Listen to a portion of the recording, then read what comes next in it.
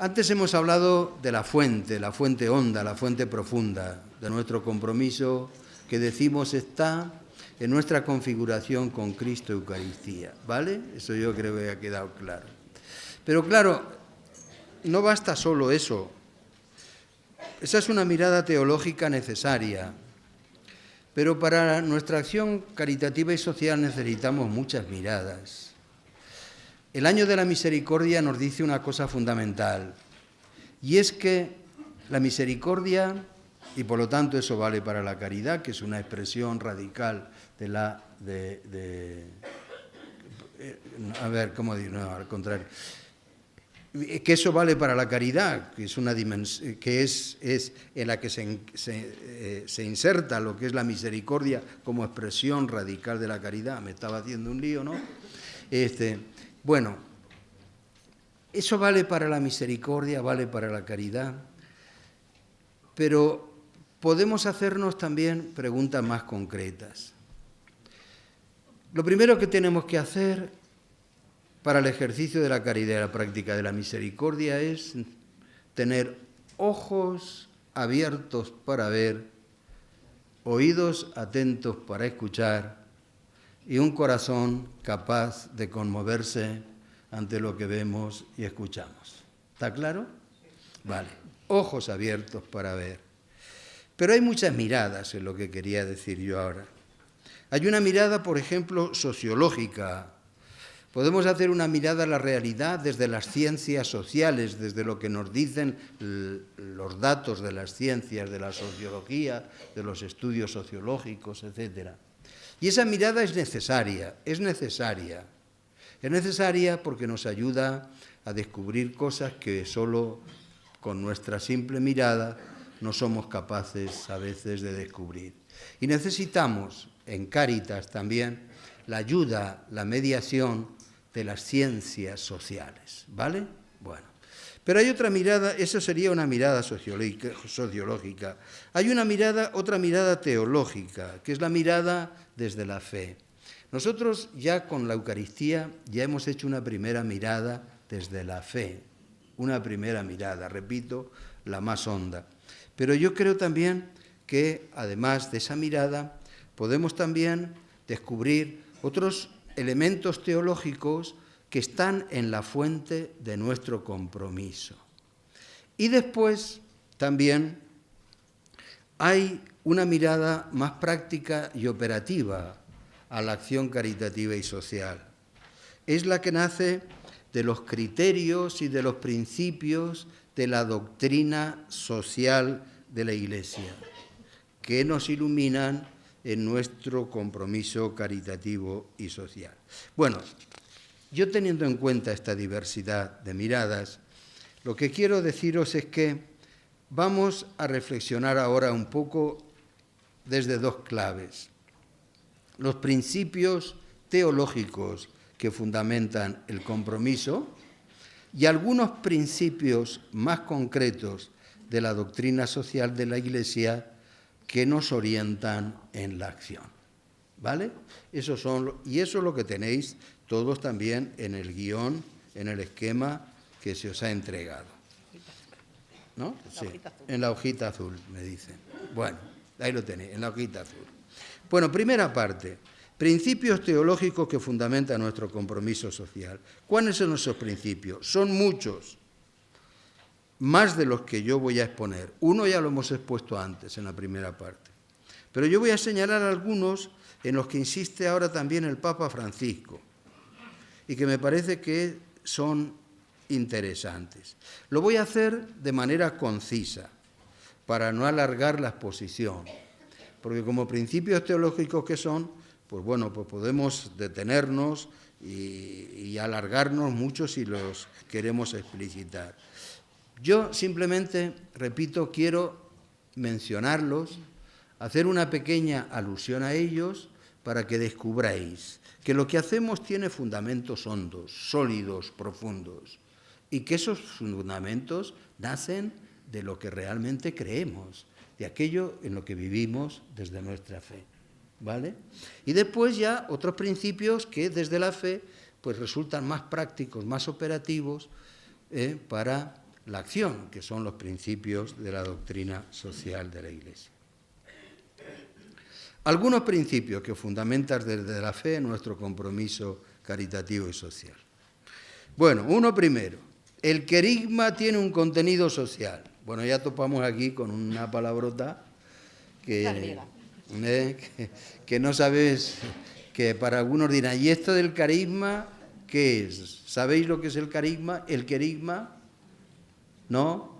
Ya veo que algunos sí, muchos no.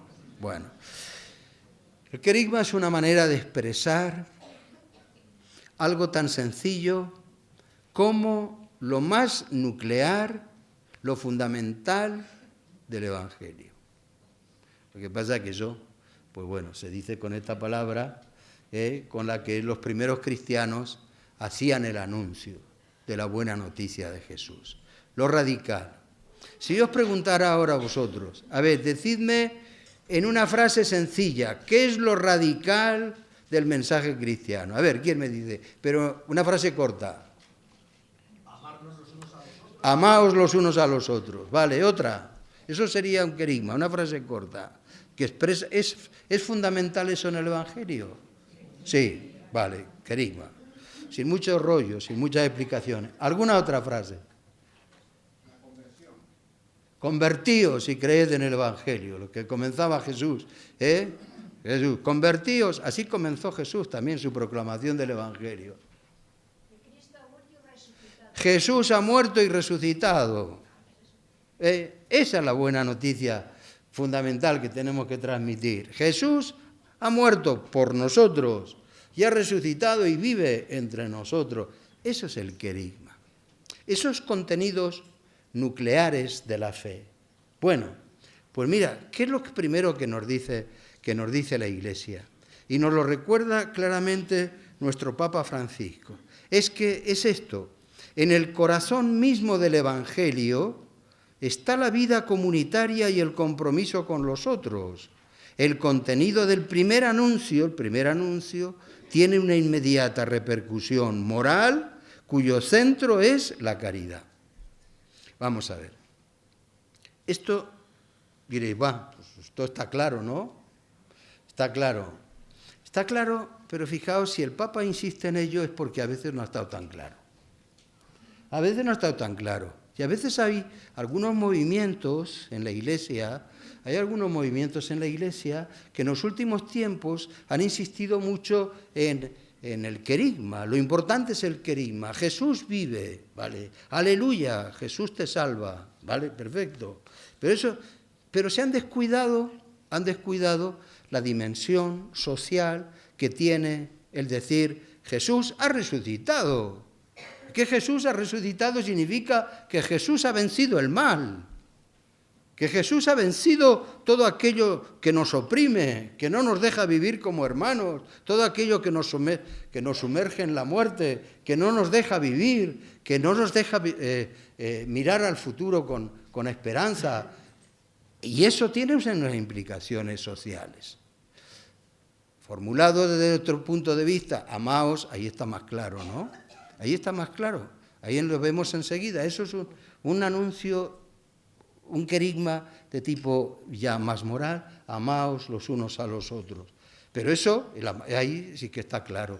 El amaos tiene no solo una dimensión de relaciones interpersonales, tiene también unas implicaciones sociales, tiene también su dimensión social, etc. Bueno, primer principio, lo fundamental del anuncio cristiano nos habla del compromiso de la caridad, del compromiso con los otros, del amor social, etc. ¿Vale? Bueno. Segundo, nuestra fe trinitaria, fundamento del compromiso. Esto lo he expresado ya antes de alguna manera, en la charla anterior, ¿no? El fundamento de nuestro compromiso está en la Trinidad, he dicho, y en Caritas decimos, y en la Eucaristía. Está en la Trinidad. ¿Por qué? Porque no solo los cristianos, es que somos gente que creemos en Dios, porque en Dios hay mucha gente que cree. Pero hay mucha gente también que si juntamos en quién cree, pues aquí sale una catarata de dioses. Hay muchos dioses que también a veces nos fabricamos los humanos, ¿verdad? Entonces, ser cristiano no es solo creer en Dios, es creer en el Dios de la fe cristiana. El Dios de la fe cristiana es el que nos ha revelado Jesús. Y el Dios que se nos ha revelado en Jesús es el Dios Trinidad, a cuya imagen estamos hechos. El misterio mismo de la Trinidad, dice Francisco, nos recuerda que fuimos hechos a imagen de esa comunidad divina, por lo cual no podemos realizarnos ni salvarnos solos, sino que nos salvamos con los otros, nos salvamos en comunidad, nos desarrollamos en comunidad, nos salvamos en comunidad, crecemos en comunidad, etcétera, etcétera. Este es otro principio fundamental de la fe cristiana. Otro principio fundamental, el reino reclama un compromiso social. ¿Cuál fue el mensaje fundamental de Jesús? Si lo tuviéramos que decir con una sola palabra, el mensaje fundamental de Jesús fue el reino. El reino. Fijaos, la teología nos dice que Jesús no se anunció a sí mismo. La teología nos dice que Jesús tampoco anunció solo a Dios. Fijaos qué serio lo que digo, ¿eh? Jesús no vino solo a hablar de Dios, sino que Jesús vino a hablarnos del Dios del reino, o del reino de Dios, del Dios del reino, que esto introduce matices cualitativamente distintos. ¿Por qué? Pues porque ese reino de Dios, ese reinado de Dios, se hace verdad en la historia cuando en la vida de los hombres se hace verdad la justicia, la fraternidad, la libertad, la liberación de los pobres, de los oprimidos, etcétera, etcétera. Eso es el reino de Dios, ¿o no? ¿Sí o no? Bueno, pues mirad, esto que está tan claro, hay que recordarlo hoy. Hay que recordarlo porque, mirad, yo os puedo decir que en los últimos años, no sé por qué, pero curiosamente esto que parece tan fácil y tan nuclear, pues hay que reconocer que a veces se ha olvidado. A veces se ha olvidado. Y yo os puedo decir que no hay más que ver a veces los catecismos. Antes había catecismos que a lo mejor estaban todos estructurados, un catecismo de unos niños de primera comunión, por ahí estaban estructurados todos en torno a esta categoría teológica, el reino de Dios. Jesús hace presente el reino de Dios. Convertíos, creed en el reino, formulado de una manera u otra. Después, como esto tiene implicaciones sociales y qué sé yo, ha habido un momento que esta categoría a veces se ha puesto casi bajo sospecha. De modo tal que se ha llegado a una paradoja tan extraña de que yo he visto algunos catecismos aprobados por la autoridad competente, en los cuales se es capaz de dar catequesis de iniciación cristiana prácticamente sin hablar del reino de Dios. Lo cual me parece peligrosísimo porque eso significa que se puede llegar a dar una catequesis de iniciación cristiana sin hablar del compromiso social de nuestra fe. Entonces, hace falta insistir en esto. No por casualidad el Papa insiste en esto. Estos principios que os estoy recordando yo son los principios que están en el fondo, principios teológicos que están en el fondo de Evangelii Gaudium. No me los he inventado yo, los he sacado de ahí. Y el Papa, si insiste con esto, por algo es. Yo simplemente, sin entrar en muchos detalles, hago algunos apuntes. Otro criterio fundamental. El mundo es creación de Dios. Es creación de Dios y obra del hombre.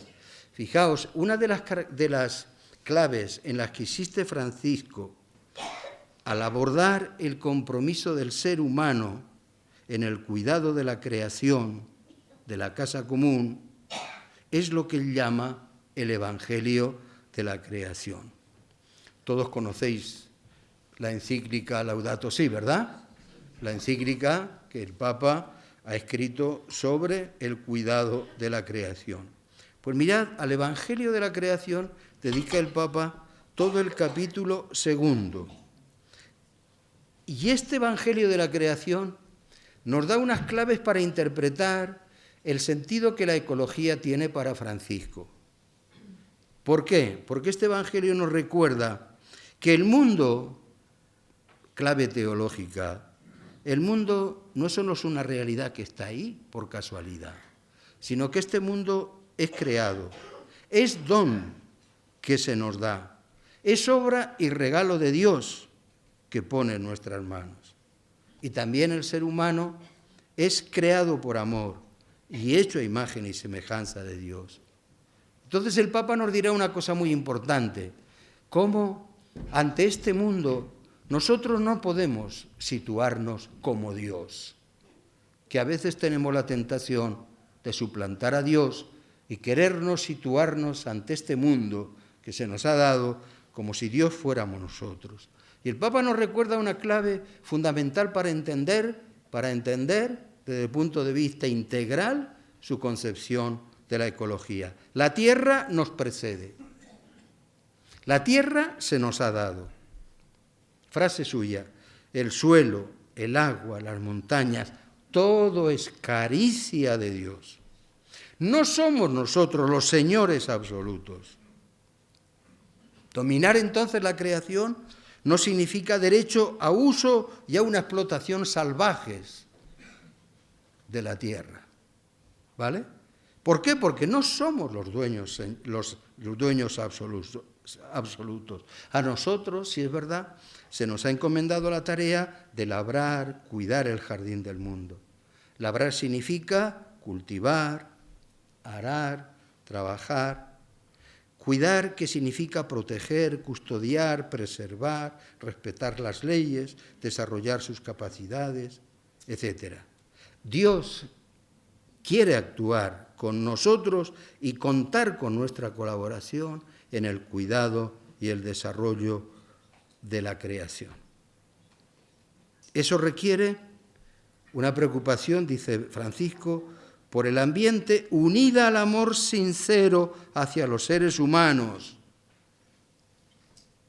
Amor y preocupación por el medio ambiente, sí, y amor y preocupación sincera por los seres humanos. Y un constante compromiso ante los problemas de la sociedad. Bueno, esto daría para desarrollar mucho, ¿no? Pero en fin, yo apunto solo algunas cosas. A mí me parece que esto es tan fundamental que solo si se entiende estas cosas se puede entender la clave teológica y antropológica de la creación tal como nos la pone el Papa Francisco. ¿Por qué digo esto? ¿Por qué insisto en esto?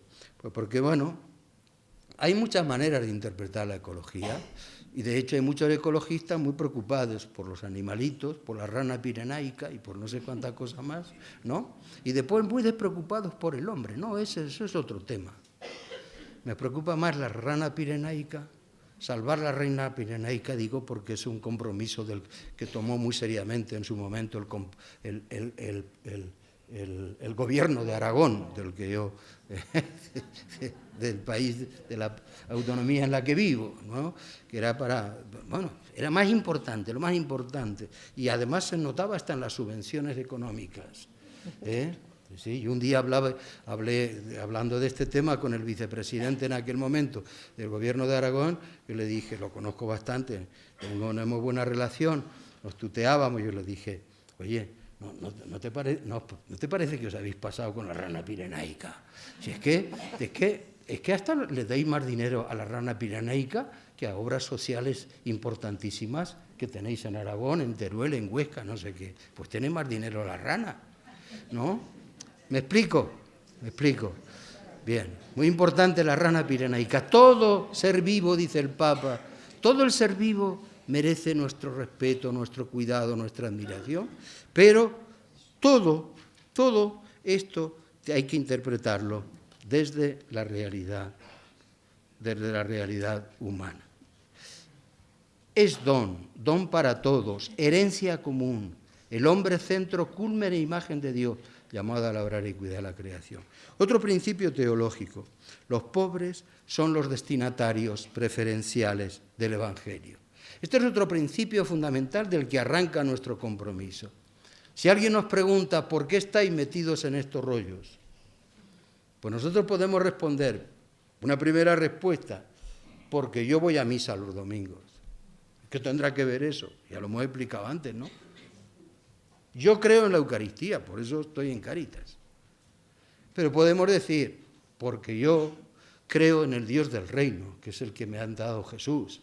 O podemos decir, porque yo sé que los pobres son los primeros destinatarios del Evangelio. Y esto, que, bueno, estamos tan acostumbrados a veces a oírlo, que nos parece ya una cosa intrascendente, ¿no? Y esto, que parece tan así ya tan conocido, tan sabido y no sé qué, pues hemos de ser conscientes de que ni es tan conocido, ni es tan sabido, ni es tan asumido. Y de hecho, fijaos, yo que he estado 10 años en América, como se ha recordado al principio, en la presentación, yo os puedo decir que esto ha sido negado y a veces hasta a punta de pistola. Porque se ha dicho, esto no es evangelio, esto es comunismo. Y a quien en algún momento defendía que los pobres eran los destinatarios privilegiados del evangelio, a ese se le llamaba comunista. Y llamar comunista a uno en situaciones como se han vivido y se viven a veces en determinados países no era una banalidad. No es que te pongan el cartelito y tú te vayas a tomar café por la Plaza Mayor del pueblo sin ningún peligro. Es que si te ponen ese cartelito, ten cuidado, que a lo mejor no puedes salir ni a la Plaza del Pueblo. Dicho con otras palabras, hay muchas víctimas por defender que los pobres son los testigos privilegiados del Evangelio. ¿Por qué? Porque hay muchos intereses en que esto no se acepte así, no se promueva así, ni se defienda así. ¿Me explico? ¿Sí? Bueno, yo creo que no hace falta entonces recurrir. Podría contar yo muchas historias de este sentido, pero no quiero alargarme porque ya llevamos aquí. El tiempo se nos va rápido, ¿no? Pero fijaos lo que dice el Papa. No deben quedar dudas. Cuando el Papa, que viene de América, lo dice esto con la firmeza de esta frase, algo hay detrás, ¿verdad? Fijaos lo que dice el Papa. No deben quedar dudas. Es que hay mucha gente que lo pone en duda. Ni caben explicaciones que debiliten este mensaje. Es que hay mucha gente que da vueltas a esto para acabar negándolo. Este mensaje es así de claro. Hoy y siempre, los pobres son los destinatarios privilegiados del Evangelio. Y después seguirá diciendo el Papa en otro número siguiente que esta opción no se diga que es una opción puramente cultural, puramente ideológica, puramente política. No se diga eso, que no es verdad. Esta es una opción teológica que nace de la fe, del Dios en que creemos, del Dios que nos ha revelado Jesús y del Dios que anuncia y quiere vivir la Iglesia. Luego esto es teológico, cristológico, eclesiológico, todo lo que queráis decir, ¿vale? Bueno, un panorama rápido, ¿no? Pero veis que tenemos motivos muy hondos para hacer de nuestra vida una vida entregada al compromiso social, al compromiso caritativo, al servicio de los pobres, al servicio de los más necesitados. Hay otro, dicho esto, yo ya voy a pasar a algunos principios de la doctrina social que iluminan y orientan nuestra acción. Y para eso os quiero hacer notar que lo que yo voy a decir tampoco es una cosa que haya una selección de principios que haya seleccionado yo a mi criterio o a mi gusto. Los principios a los que yo voy a hacer alusión esta mañana, y que también, repito, por el tiempo no voy a poder desarrollar en mucha profundidad, ya lo digo, pero bueno, ahí quedan, ¿no? El que quiera después tiene tiempo de buscar bibliografía, y lo tiene también en el librito, exactamente. Esto es un minuto comercial, menos mal que lo ligue. Minuto. Hay un librito que lo han hecho los obispos, que se llama Iglesia Servidora de los Pobres. Es un libro más pequeño que este. Pero después algunos, entre ellos un dibujante y yo, pues hemos hecho este otro librito, con el texto fundamental del texto de los obispos, Iglesia Servidora de los Pobres, con unas guías de lectura que he hecho yo y con unas ilustraciones que ha hecho el dibujante Fano, y que entre la guía de lectura y los dibujos yo creo que resulta más fácil entrar en la reflexión y profundización de la instrucción pastoral de nuestros obispos. Bueno, pues yo lo que quiero decir, que estos principios que voy a señalar son los que aparecen en el documento de los obispos, como para que nadie me diga que los he elegido yo caprichosamente, son los que ellos señalan. ¿Cuáles son esos principios que vale la pena que recordemos? Mira, aprovecho para decir este dibujito. A veces, para explicar este dibujito, a veces cuando hablamos de doctrina social de la Iglesia, hay gente que no está muy docta en el asunto y se pregunta, ¿y eso de la doctrina social de la Iglesia qué es? ¿Qué es? Pues mira, la doctrina social de la Iglesia es la doctrina del Evangelio aplicada a las cuestiones sociales. ¿Va? Esa es una definición de doctrina social de la Iglesia bien fácil de entender. Lo fundamental que dice el Evangelio sobre cuestiones sociales. ¿Vale? Pero Fano lo expresa también aquí con este dibujito muy claro. Primero, ¿qué es la doctrina social de la Iglesia? Una luz que nos ilumina. ¿Qué es lo que ilumina a este mundo pobre? Este mundo ahí, andrajoso y pobre y roto. Bueno, ilumina. Pero ¿de dónde viene esa luz? ¿De dónde viene esa luz? Esa luz viene ahí veis, debajo del flexo, hay un libro que pone DSI, ¿no? Esa luz viene de la doctrina social de la Iglesia, pero debajo de eso, ¿qué es lo que está? Otro libro que es el Evangelio, la crucecita, ¿vale? Pero es más, ¿qué hay debajo de este Evangelio? ¿Qué hay debajo de esta doctrina social de la Iglesia? ¿Qué hay debajo de todo esto? ¿Qué hay debajo de todo esto? La caridad, la Eucaristía. Debajo está el horno de la Eucaristía, el horno de la caridad.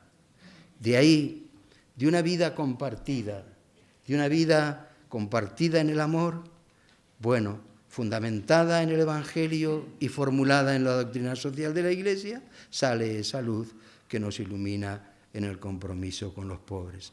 Y esa es la luz que nos ofrece la Iglesia, esa Iglesia que está ahí, metida en el barro de la pobreza, de la miseria de este mundo, y que está ahí embarrada, pero que quiere embarrarse ofreciendo una luz que le pueda ser iluminadora, orientadora, salvadora.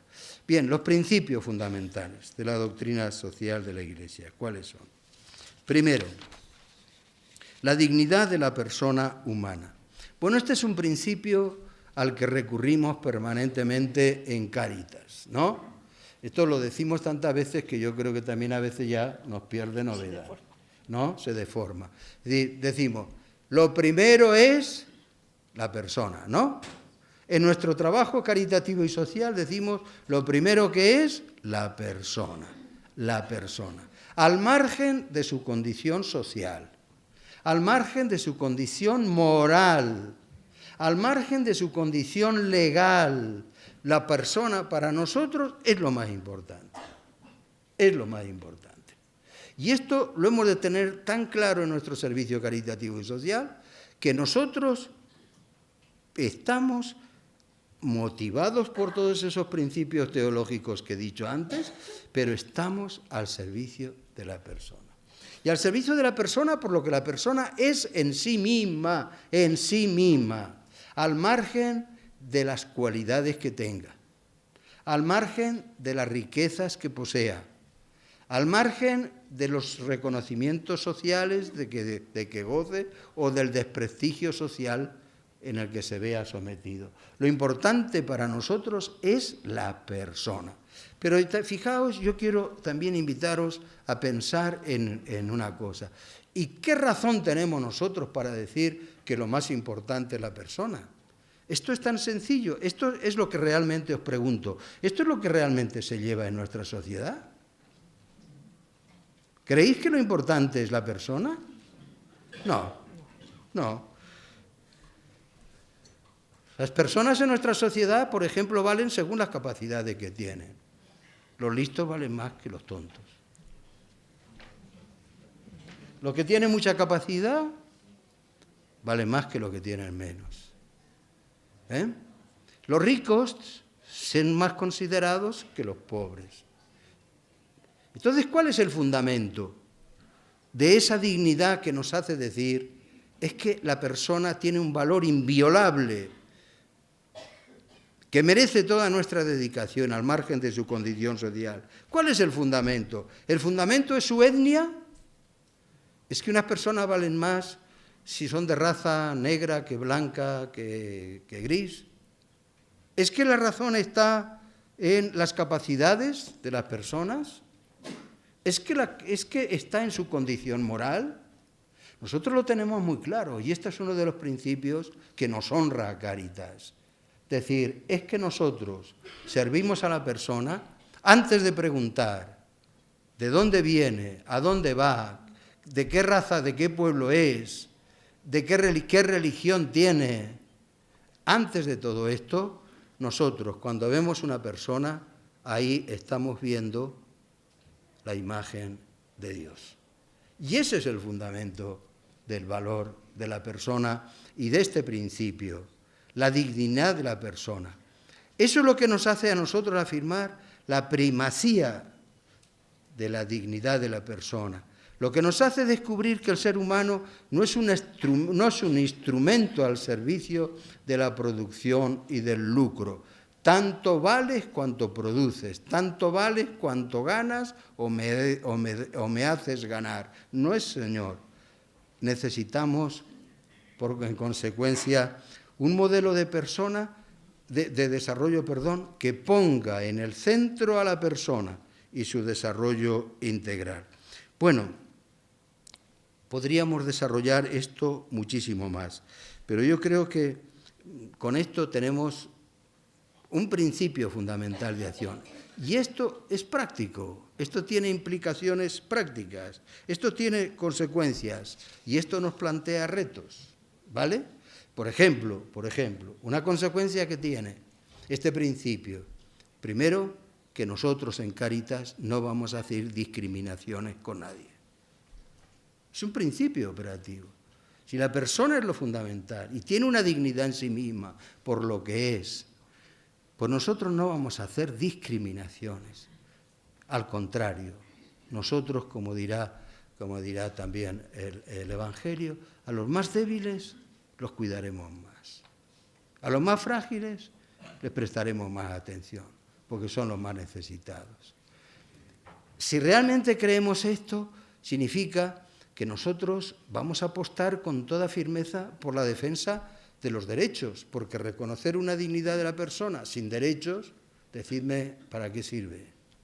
Lo importante es que por la persona, porque tiene una dignidad inviolable, tiene también unos derechos que son inviolables, ¿no? Entonces, esto tiene implicaciones en la defensa de los derechos, tiene implicaciones en la necesidad de buscar un desarrollo integral, porque la persona es lo que es por sí misma. No queremos nosotros menospreciarla y decir, es que la persona, nosotros solo vemos en la persona las carencias, las necesidades, que es lo que a veces nos puede ocurrir en Cáritas, ¿vale? Estamos tan acostumbrados enseguida a medir, ¿y usted qué necesita? ¿Usted qué busca? Que al final el diagnóstico no es tengo una persona delante, sino tengo un señor, una señora que carece de esto, carece del otro, carece de no sé qué. Tengo un señor que no tiene más que carencias. ¿Me explico?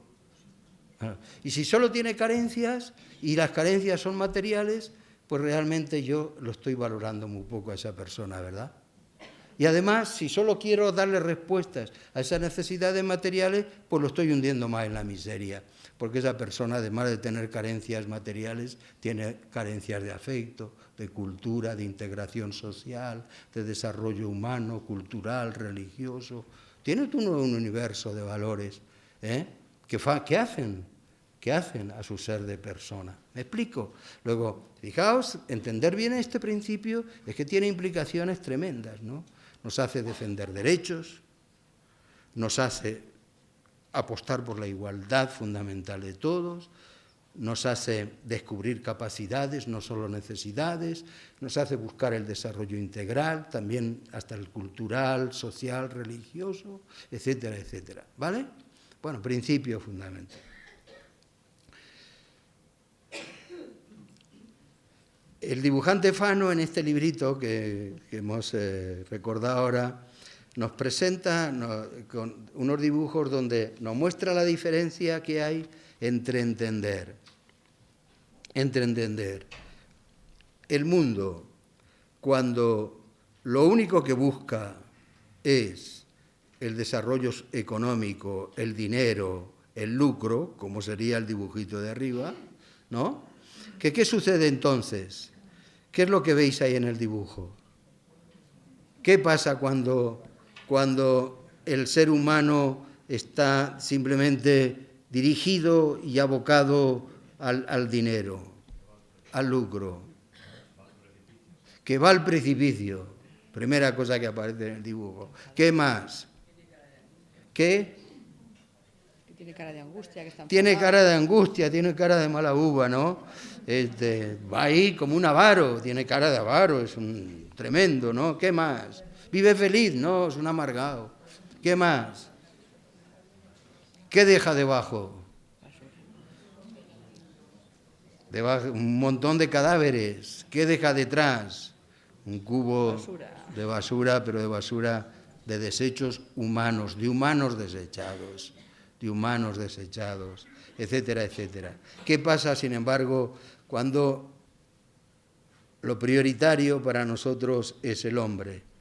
Que tenemos por delante un campo verde de futuro, cuando además se recupera la alegría, cuando además no vamos pisando a nadie, cuando además que podemos dejar un mundo de flores, ¿no? Qué sé yo, bueno, de una manera de expresar esto.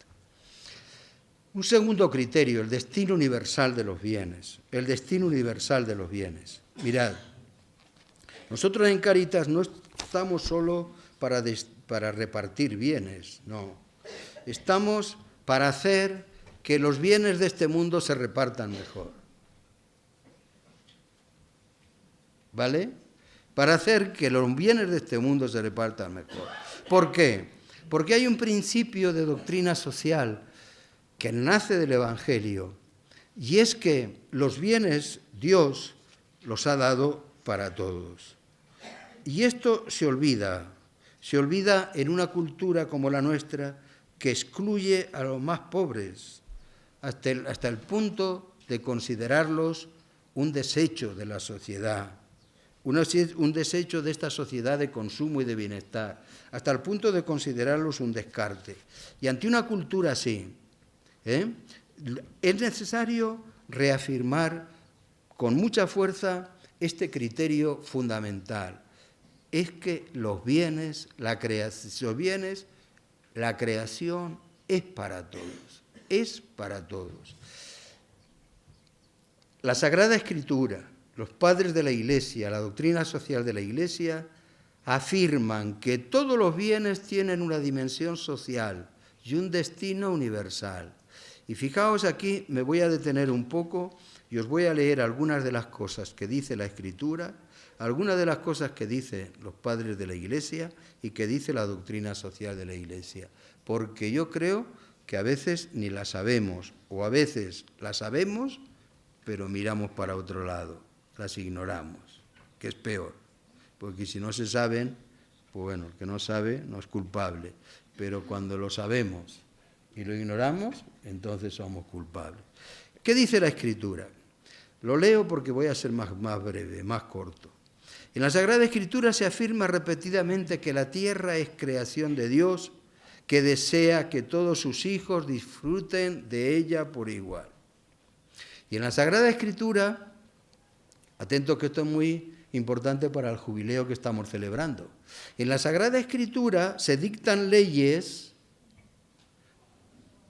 una de esas leyes es el jubileo, para que periódicamente, en los años jubilares, cada 50 años, se restablezca la igualdad y todos tengan acceso a los bienes. Y se recuerda que la tierra debe tener una función social. Dicho con otras palabras, mirad, lo que pasa hoy, lo que pasa en estos tiempos ya pasaba antes. Es verdad que Dios ha puesto el mundo, los bienes para todos, pero después siempre hay uno que es más listo y otro que es más torpe. Siempre hay uno que tiene más suerte y otro que tiene menos. Y lo cierto es que con el tiempo, pues no sabemos por qué, pero al final unos acaparan mucho y otros no tienen nada. Esto pasa ahora y pasaba ya en el Antiguo Testamento. Y como pasaba en el Antiguo Testamento, ¿qué hizo el pueblo de Israel? Aunque después los biblistas dicen que lo estableció, pero después lo cumplió poco. Pero bueno, ese es otro tema que no vamos a entrar nosotros ahora. Pero el pueblo de Israel se inventó una experiencia que fue el jubileo, el a tener cada año un jubileo.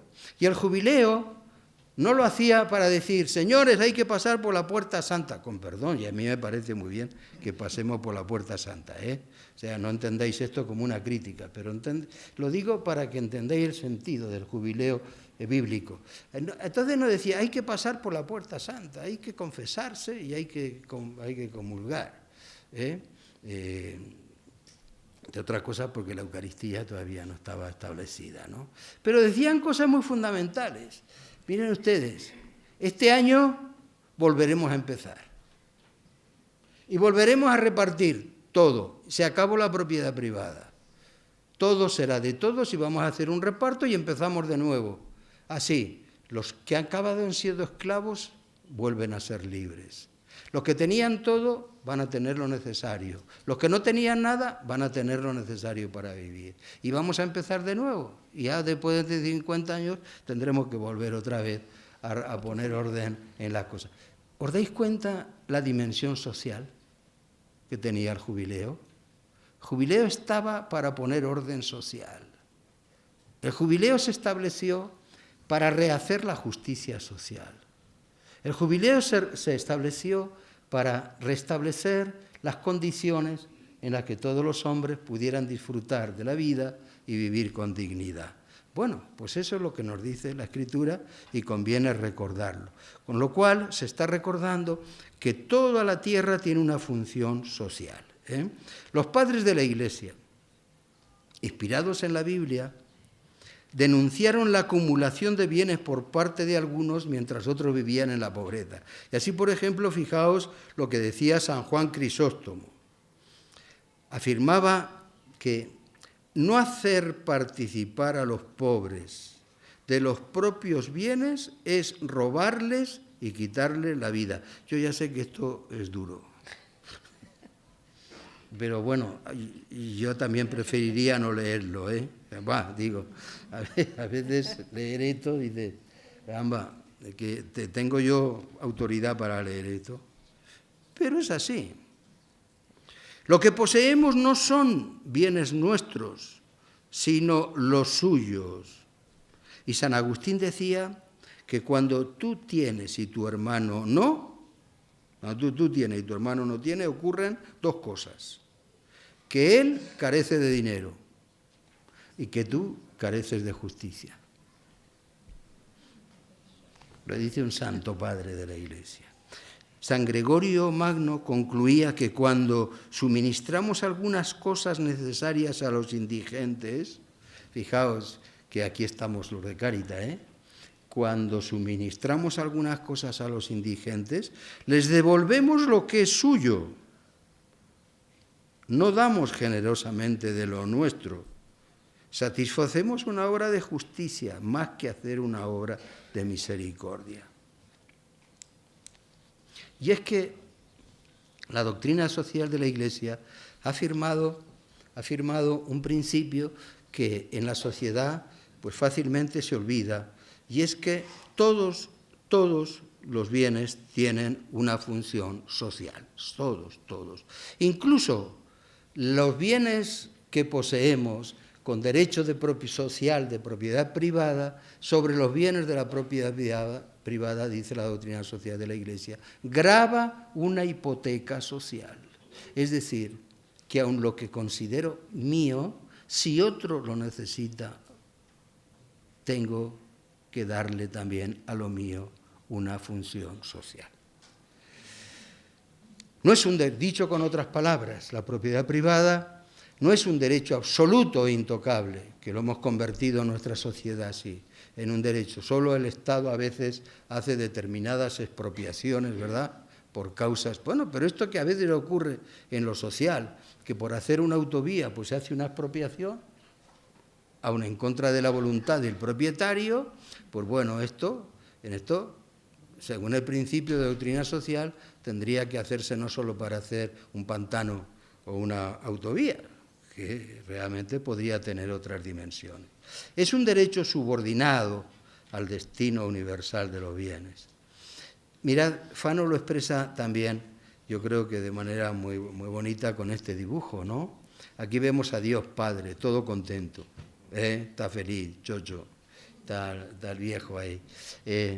Está entregando al mundo pues todos los bienes. ¿Qué le entrega? Ahí hay de todo.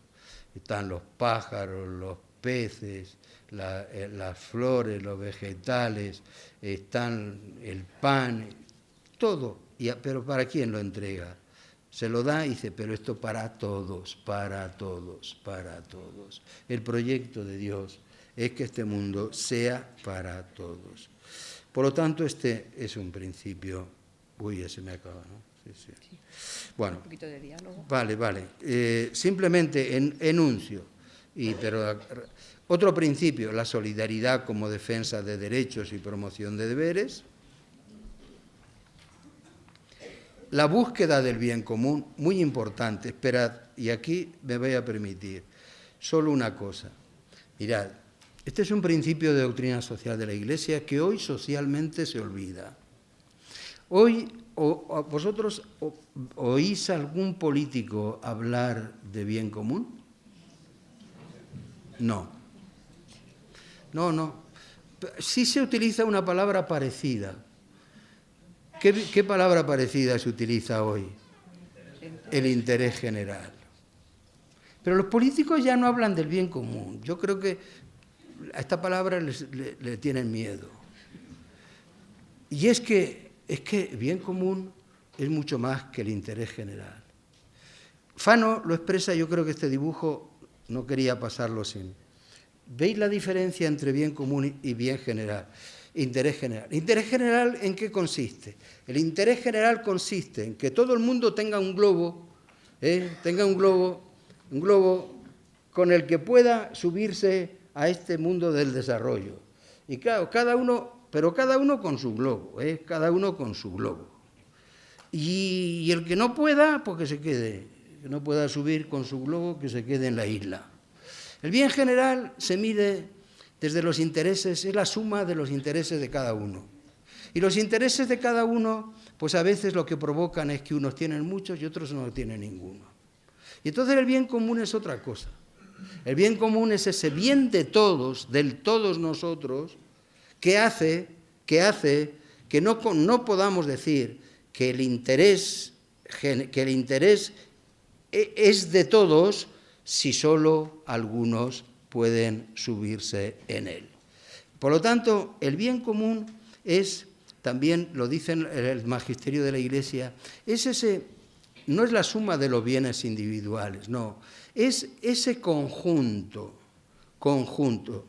de instituciones, de instituciones de tipo jurídico, político, cultural, económico, sanitario, etcétera, ese conjunto de cosas que permiten que todo el mundo tengamos acceso a una vida digna, al desarrollo.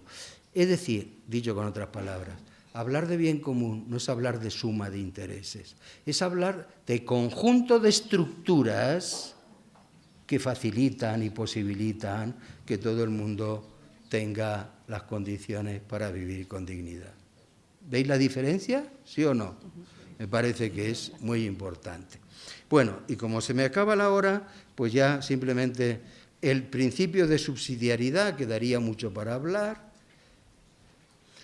el derecho a un trabajo digno y estable. Hoy trabajar por un trabajo digno y estable es el primer deber social y el primer servicio social, porque quien no tiene trabajo, pues que es un descartado de esta sociedad. Por lo tanto, trabajar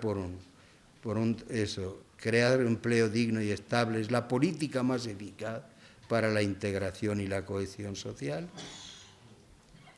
Y nada, pues que seáis felices con vuestro servicio y que nos dejemos orientar, aunque el desarrollo de hoy ha sido muy rápido y nos ha dado para poco, pero que nos dejemos orientar en nuestra acción por estos principios que no solo son teológicos, sino son prácticos, pero más prácticos, más operativos para nuestra acción caritativa y social. Y desde aquí yo creo que se entiende mejor nuestro servicio. Pues muchas gracias.